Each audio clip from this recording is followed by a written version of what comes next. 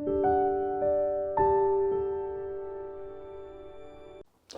dia, irmãos. É muito bom tê-los aqui conosco nesta manhã para estudar a palavra de Deus. Isso me faz lembrar de um texto no livro de Oséias, no último capítulo, os últimos versículos. Oséias faz uma pergunta: quem é sábio? E a resposta é: aquele que considerar estas coisas. Uma referência àquilo que Deus alertou e avisou através dele, do seu amor, da sua misericórdia, do seu amor leal em resgatar as pessoas. Mas ele continua dizendo: quem tem discernimento? Aquele que as compreender. Não há necessidade, tá certo? Não só de considerar, mas de levar a efeito essas palavras. Por isso que ele conclui: os caminhos do Senhor são justos, os justos andam neles, mas os rebeldes neles tropeçam. O desafio é para ouvir a palavra de Deus, principalmente nesta manhã, e levá-la a efeito em nossas vidas. Nós faremos uma oração e logo após a oração nós teremos um momento de louvor, em seguida a exposição do Evangelho de João. Querido Pai, nós queremos agradecer ao Senhor pela oportunidade de estarmos juntos aqui nesse momento, considerando a Tua palavra. Pedimos para que ela venha de encontro aos nossos corações, transformando as nossas vidas, porque nós não apenas queremos ouvi-la, mas queremos vivenciá-la para a transformação nossa e para a glória do Teu nome. Portanto, abençoe o nosso irmão que estará ministrando as nossas vidas. Abençoe as nossas vidas para que sejamos receptivos. Esta é a oração que nós fazemos no precioso nome de Cristo Jesus. Amém.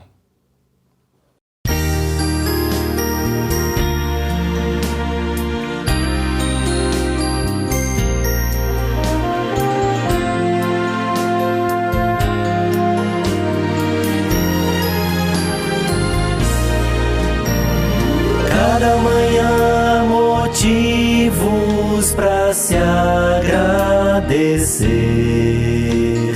Basta olhar ao redor, pois é fácil notar.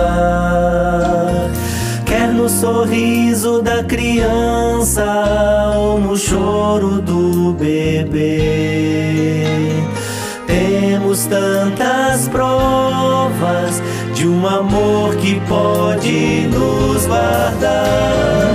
Graças, Senhor, pela vida, graças, pois sei que sou Teu. Graças, Senhor, pois eu fui formado pelo Teu querer. E toda vez que me lembro que provaste a morte em meu lugar, graças, Senhor, por esse amor tão singular.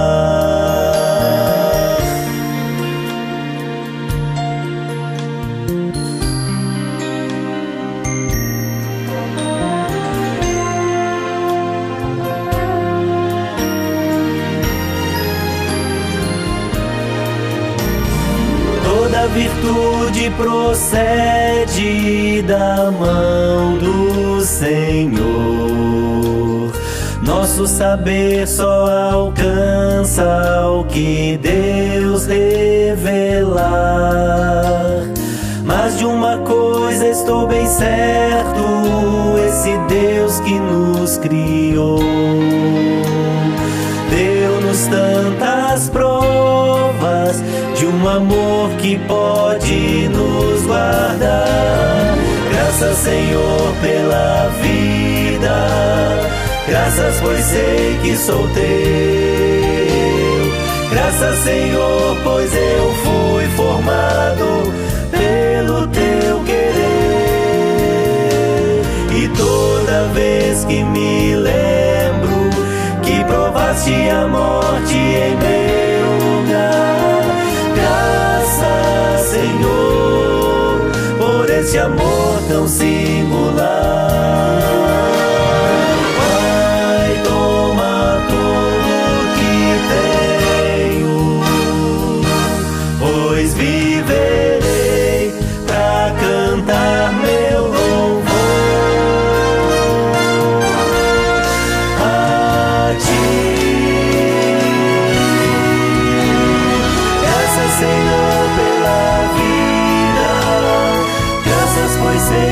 sou teu.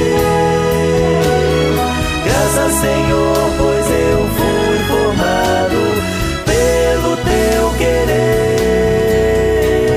E toda vez que me lembro que provaste a morte em meu lugar, graças, Senhor, eu erguerei a minha voz. Graças, Senhor.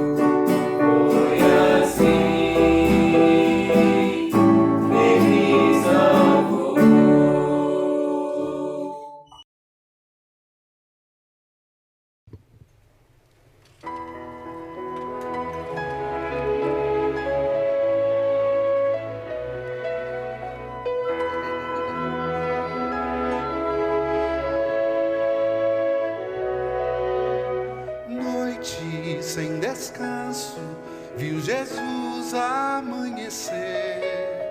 Sol de um dia triste, sexta-feira de horror. Chefes, sacerdotes maltrataram pra valer a quem é da própria vida o autor, pelo bem que fez, pagou. Sim, mas foi Pilatos quem por fim o entregou. Cara e mãos lavadas, a saída que escolheu. E o povo irado, como um só, se levantou. Falou. Será que a voz do povo é a voz de Deus? Cruz e morte ao benfeitor.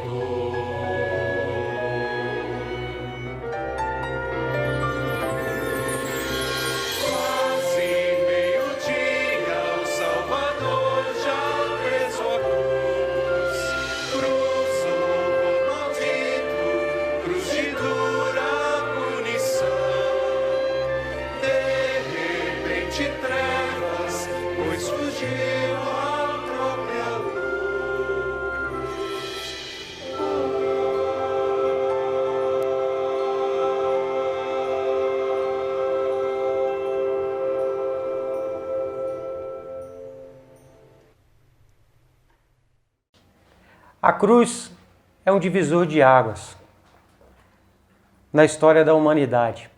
O capítulo de João 19 nos vai mostrar um breve comentário sobre por que os soldados queriam as vestes de Jesus.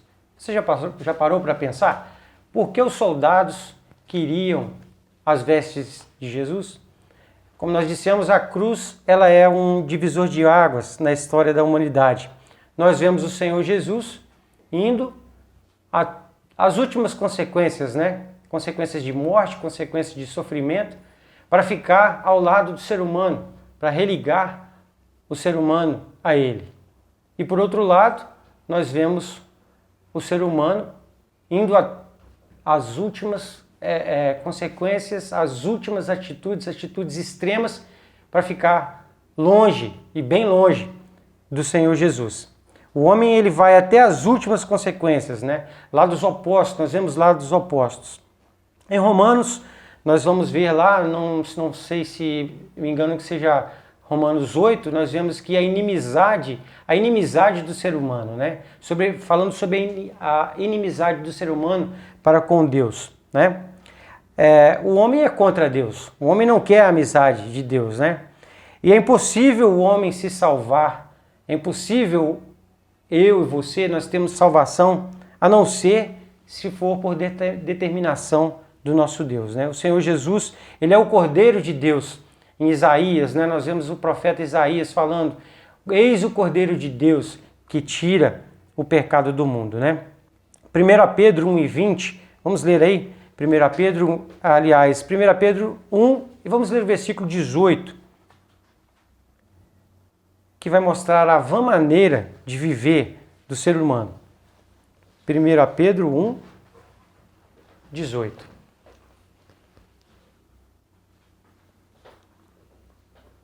Sabendo que não foi mediante coisas corruptíveis, como prata ou ouro, que fostes resgatados do vosso fútil procedimento que vossos pais vos legaram, mas pelo precioso sangue, como de Cristo, sem defeito, sem mácula, o sangue de Cristo, conhecido com efeito antes da fundação do mundo, porém manifestado no fim dos tempos por amor de vós.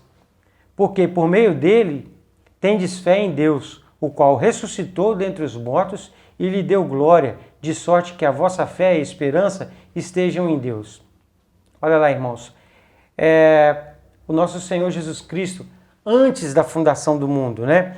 1 Pedro, ele vai nos mostrar isso. Em Gênesis, no capítulo 3, às vezes nós dizemos que, vemos aquela passagem, né, de Adão e Eva, assim que o homem peca, assim que Adão peca, assim que o homem conhece o pecado, qual foi a atitude de Adão? Adão matou um animal para fazer roupas, né? Colocou ali peles de animais. Então, às vezes, a gente se perde, às vezes falando que ali foi a primeira vez que o Evangelho foi pregado, que a figura do Senhor Jesus Cristo foi mostrada. Mas esse versículo de 1 Pedro nos mostra que não é bem assim. Que bem antes da fundação, em 1 Pedro 1:20, antes que existisse qualquer coisa, Deus já tinha providenciado o seu Cordeiro para morrer. Eis o Cordeiro de Deus que tira o pecado do mundo. Antes da fundação do mundo, esse Cordeiro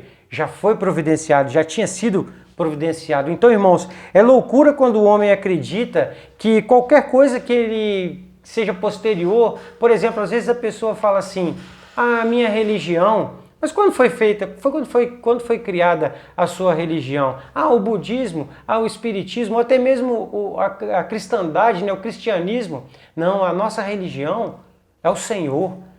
O Senhor Jesus, ele foi providenciado antes da fundação do mundo, antes que tudo existisse, ele já tinha sido providenciado para nós, né? Em João 19, quando nós vemos essa cena, né? O Senhor Jesus Cristo, ele leva nas suas costas a sua cruz, né? E vai em direção à morte. Então tudo isso já tinha sido determinado. O Senhor Deus sabia de todo o sofrimento que ele viria a passar, né? O próprio Pilatos, ele precisou ser corrigido, né? Porque nenhum poder vinha dele. Ele não tinha poder nenhum. Tudo ali já estava determinado. Aquele sonho, né, que a palavra de Deus nos fala que a esposa de Pilatos teve, né? Tudo aquilo ali já tinha sido determinado, predeterminado, né, pelo Senhor. Então nenhum poder veio dele. No julgamento de Jesus, no próprio julgamento do Senhor Jesus, ele fala que ali havia alguém, né, que tinha mais pecado do que ele. Eu creio, irmãos, que aquela pessoa ali que o Senhor estava falando, acredito que sejam os sacerdotes, né? Pessoas ali que tinham mais pecado do que ele, né? Mas o Senhor Jesus Cristo, ele ficou em silêncio, né? A palavra de Deus nos fala, ele veio para servir, ele veio para ser servo. Naquele momento do julgamento, tanta dificuldade, sendo inquirido ali, né? Ele poderia ter solicitado uma miríade de anjos para poder livrar, assim como na cruz, né, que ele foi questionado na cruz também, né, que ele poderia chamar, ele tem todo o poder para sair daquela situação, mas ele mesmo se sujeitou a ser servo, né? Ele poderia convocar os seus anjos, né? Ele foi desafiado na cruz a fazer isso, mas não fez. Foi tentado, né, mas veio em sujeição para cumprir a obra que foi designada antes da fundação dos tempos, antes da fundação do mundo, antes que tudo existisse. Mas agora nós vamos ver que ele é maltratado, né, pelos homens que tentaram se livrar dele para levar os homens a Deus. Pilatos ordena que fosse colocado um título sobre a cruz do nosso Senhor. E todos nós sabemos que esse título dizia Jesus Nazareno, o rei dos judeus. E o Nazareno, o que significa o Nazareno? O Nazareno é como se fosse um pária, né?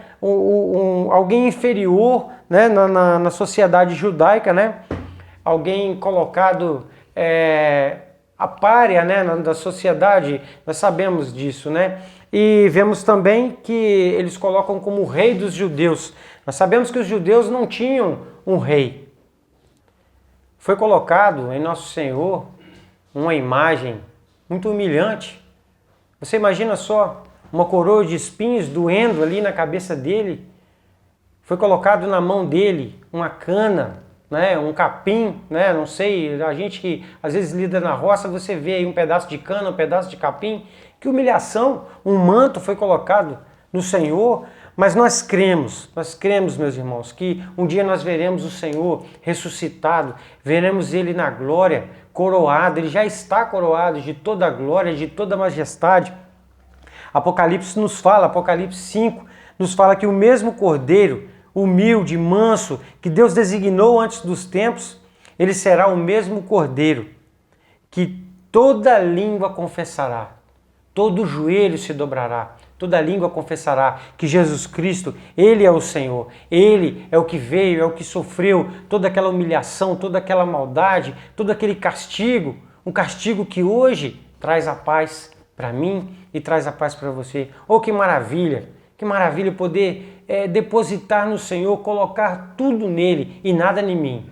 Tudo está nele. A salvação vem dele. Nada do que eu faço, nada do que você faça vai garantir, ou tem poder, tem algum poder de garantir a sua salvação. Mas somente esse sacrifício, somente essa humilhação, o sangue de Jesus Cristo que foi derramado ali naquela cruz, pode nos salvar. Então essas pessoas um dia verão aquele que transpassaram, verão aquele que humilharam ali naquela cruz, né? Ele vai reinar sobre o seu povo, sobre a igreja, sobre os gentios, sobre todos aqueles que um dia ele resgatou. O versículo 20 do capítulo 19, vamos ler? O versículo 20, ele nos diz: muitos judeus leram esse título porque o lugar em que Jesus foi crucificado era perto da cidade e estava escrito em hebraico, latim e grego. A primeira providência do homem depois de pecar, né, a primeira providência de Caim foi construir cidade, foi construir um refúgio. O ser humano vê nisso, né? Um refúgio para se se refugiar, se proteger, né? Foram feitos cercas, proteção. Então a cidade, eu quero dizer, irmãos, com isso, que a cidade, ela é uma representação da civilização, né? Então a cidade é um local de proteção. Então nós vemos aqui que 3 línguas foram usadas. Essas 3 línguas que foram usadas, nós vemos que o hebraico, o latim e o grego. A língua hebraica, ela nos lembra, ela nos remete à língua da religião, que é a religião hebraica, né? Religião muito usada, uma religião muito respeitada e respeitada até nos nossos dias, né? Se você for ver e estudar, eles continuam esperando o Messias. Estão fazendo errado, porque o Messias já veio, nosso Senhor Jesus Cristo já veio. Só que eu quero dizer na questão de seriedade, uma religião séria, uma religião vista pela humanidade, uma religião respeitada, muito respeitada. Então, a língua hebraica, nesse caso, ela nos remete ao judaísmo, né? Que persiste até nos nossos dias, né? Uma religião do homem, uma religião da terra, né? Não a religião de Deus, mas uma religião do homem. Não a religião do céu. E o grego, outra língua que foi usada, que o grego eu creio que seja aqui naquela época como se fosse o inglês dos nossos dias, né? Uma língua muito usada, uma língua que se a gente for parar para pensar, parar para lembrar de algumas coisas, nos remete às artes, né? Aos estudos, né? Uma língua universal usada ali naquela época. E por fim o latim. O latim, ele nos lembra uma língua que era a língua dos romanos, né? Nos lembra do poder militar, né? O poder civil que foi usado ali. Então essas 3 línguas, foi colocada nessas 3 línguas o título ali do Senhor Jesus Cristo, para que na cidade, no lugar onde ele foi crucificado, todos pudessem ver, né? Poder religioso, o poder cultural e o poder civil, o poder militar, né? E isso, irmãos, nos lembra de quê? O mundo. O mundo está envolto aí, né? No poder da religião, que muitas vezes não é uma religião de Deus, né? Não é a verdadeira religião que o Senhor nos ensina, né? Aquilo que nós devemos seguir, algo do céu, algo vindo de Deus, né? Vemos o poder cultural, o poder civil, né? Então isso é o mundo, e o mundo é inimizade contra Deus. O mundo estava contra o Salvador. Esses 3 títulos, essas 3 línguas aí, essas 3 formas de expressão estavam contra o nosso Salvador. Gostaria de ler com os irmãos Tiago, capítulo 4 e versículo 4, que nos diz: Adúlteros e adúlteras, não sabeis vós que a amizade do mundo é inimizade contra Deus? Portanto, qualquer que quiser ser amigo do mundo, constitui-se inimigo de Deus. Nós vemos ali, irmãos, que naquele momento em que estavam julgando o Senhor, aquelas pessoas estavam num conluio, estavam num ajuntamento ali. Nós vemos que foi isso que aconteceu ali, né? O Senhor Jesus Cristo, no meio daquelas pessoas, né? Judeus se fazendo amigos de Pilatos, né? O povo contra o Senhor Jesus, todos contra o Senhor Jesus, até os soldados. E não é diferente em nossos dias, todos estão contra o Senhor Jesus, né? Então qualquer ideia, qualquer esperança que a gente tenha de encontrar algum sopro de amizade contra Deus, nós não vamos encontrar, porque o homem não é amigo de Deus. Os próprios poderes deste mundo estão sujeitos a Deus, estão subordinados. O cume do ódio humano contra o Criador é mostrado toda a inimizade de Satanás e do homem para com Deus.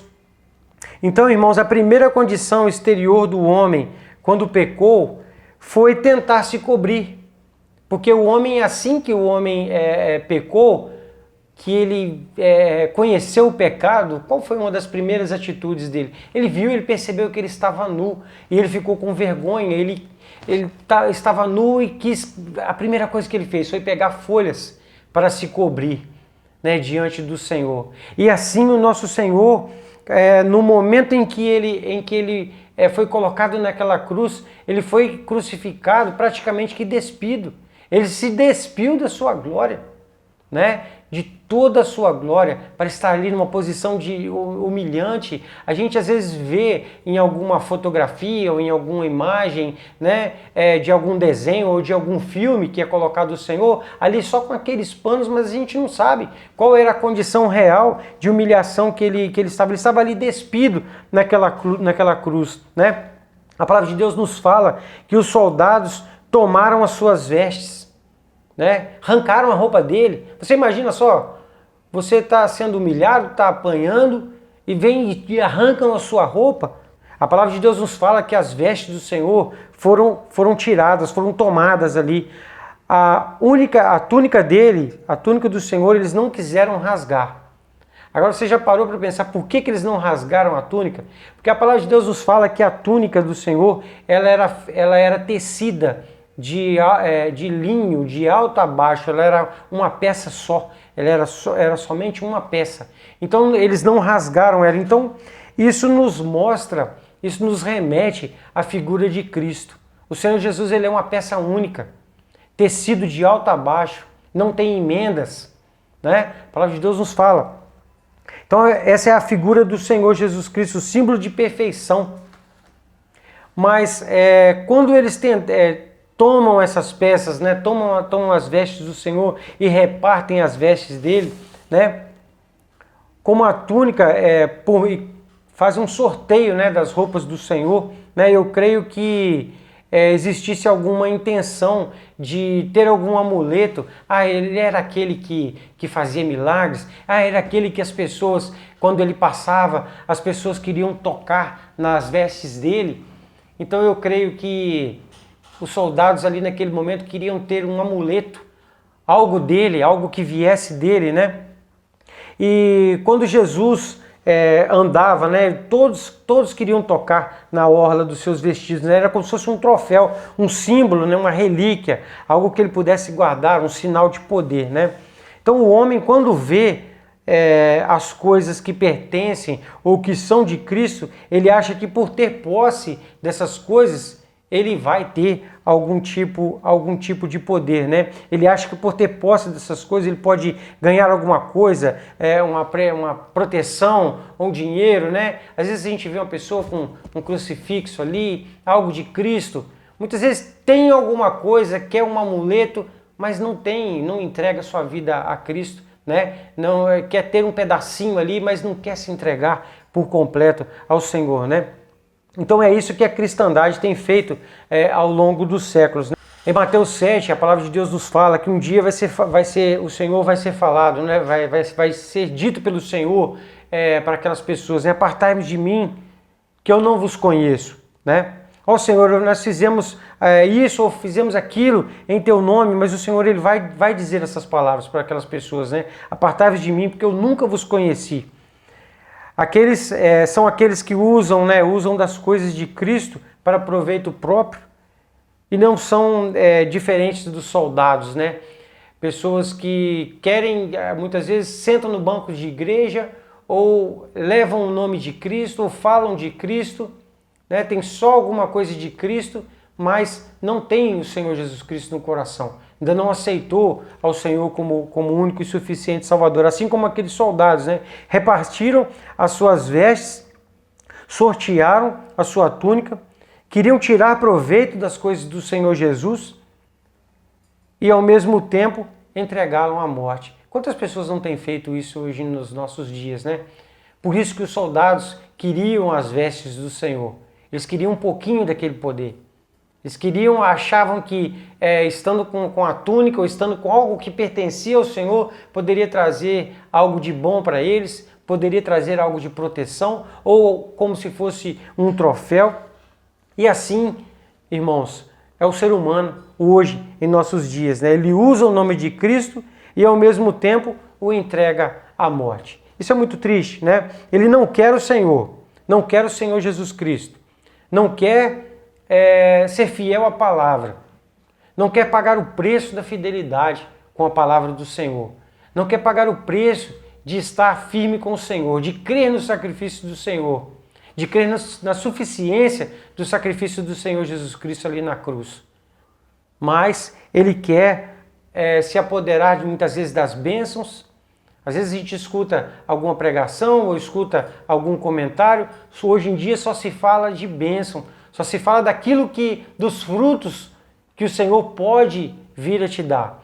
O Senhor tem poder para abençoar a sua vida, Ele tem poder para abençoar a minha vida, mas tudo é o tempo dEle, é tudo da forma como que Ele quer, né? E assim é o ser humano hoje em nossos dias, quer somente as bênçãos, mas não quer andar com o Senhor. Não quer crer que aquele sacrifício que o Senhor Jesus Cristo fez na cruz é suficiente para te salvar, para me salvar. Porque foi dolorido, foi humilhante dar vida para que hoje eu pudesse ter vida, para que você pudesse ter vida. Então, irmãos, esse é um pequeno comentário que eu gostaria de deixar para os irmãos nesse momento, que nós possamos a cada dia crer no Senhor, dar valor no sacrifício do Senhor Jesus Cristo. Não querer somente as bênçãos ou algo que Ele possa me dar, algo de troféu, algo de amuleto, assim como os soldados fizeram com o Senhor. Não querer somente as coisas que Ele possa me dar, né? Mas viver uma vida diária, uma vida com Deus, né? E entregar-se a Ele como seu único e suficiente Salvador. Amém? Obrigado mais uma vez, irmãos. Irmãos, nós temos nos maravilhado com a palavra de Deus. E o meu desejo, conforme Oséias registrou, é que nós levemos a efeito esta palavra que nós temos ouvido às nossas vidas. Eu vou mais uma vez estar encerrando esse momento com uma oração e depois teremos um louvor final. Vamos orar? Senhor, muito obrigado por essa palavra que foi ministrada, pela forma como o Senhor usou o teu servo para nos instruir e falar ao nosso coração. E pedimos para que não sejamos como o povo de Oséias, indiferentes ao ouvir a tua palavra, que possamos de fato levá-la a efeito em nossos corações, transformando as nossas vidas, glorificando o Senhor e assim cumprindo com o teu propósito para conosco. Obrigado pela vida e obra do Senhor Jesus. Obrigado pelos ensinamentos que aprendemos nesta manhã, pois o fazemos para a tua glória, né? Orando, agradecido no precioso nome de Cristo Jesus. Amém.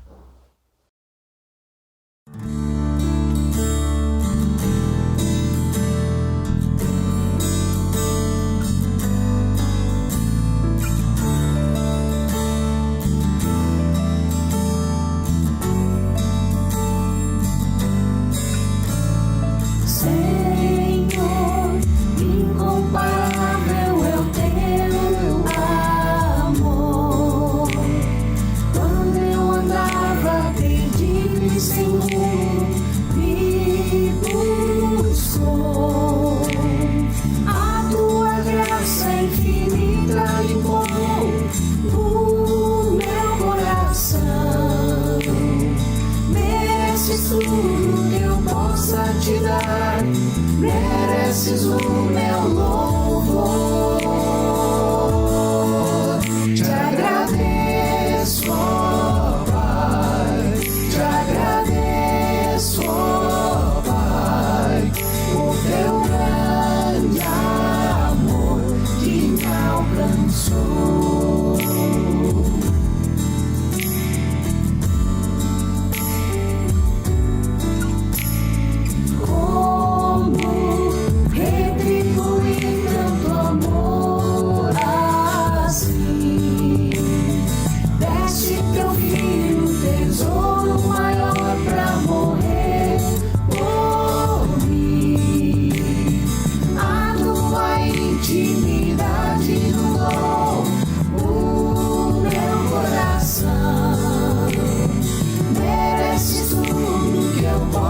Te dar, mereces o meu louvor.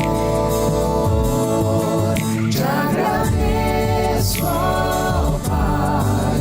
Te agradeço, ó Pai, por teu grande amor que me alcançou.